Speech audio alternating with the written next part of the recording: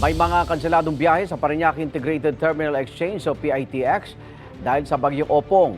Live mula sa Parañaque, may unang balita si Jomer Apresto. Jomer.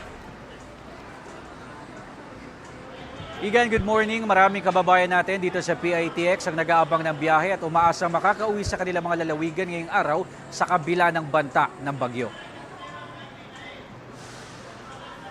Madilim pa lang, nagtungo na ang balikbayan na si Michelle sa Parañaque Integrated Terminal Exchange o PITX. Galing daw siya ng Malaysia at kinakailangan niyang umuwi sa Naga City sa Camarines Sur. May emergency kasi sa kanila. Nakilala niya pa sa terminal ang dalawang katabi niya na kapwa niya balikbayan na galing naman ng Japan at Amerika. Mag-eroplano raw sana silang lahat pero canceled ang biyahe kaya nagbaka sakali silang makasasakay ng bus. Nakasama ko lang sila naghahanap kasi kami ng bus. Maghihintay pa rin po. Nandito na po kami.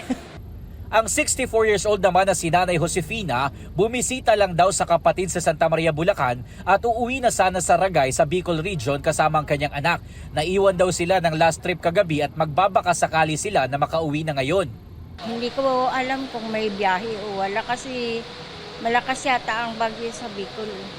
Ay di maghihintay na lang magkabiyahe. Hindi pa nag-aanunsyo ang PITX kung ano-anong biyahe ang kanselado ngayong araw. Kahapon, umabot sa 28 ang canceled trip sa PITX. Pinakamarami ang sa Occidental Mindoro na may 10 kanseladong biyahe patungong San Jose. 8 biyahe naman ang naapektuhan patungong Bicol Region, kabilang ang biyaheng Masbate, Tabaco City sa Albay at Virac sa Catanduanes. Sa Visayas naman, 7 biyahe ang hindi natuloy, kabilang ang patungong Liloan, Iloilo City, Samar Leyte, Maasinlawang at Lawanggian. Habang sa Mindanao, 3 biyahe patungong Davao at Tagum ang kanselado.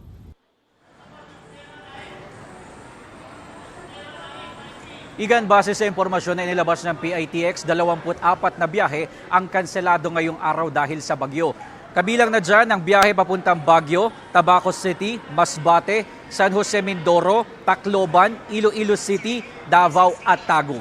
At yan ang unang balita mula dito sa PITX. Ako po si Jomer Apresto para sa GMA Integrated News. Igan, mauna ka sa mga balita, mag-subscribe na sa GMA Integrated News sa YouTube para sa iba't ibang ulat sa ating bansa.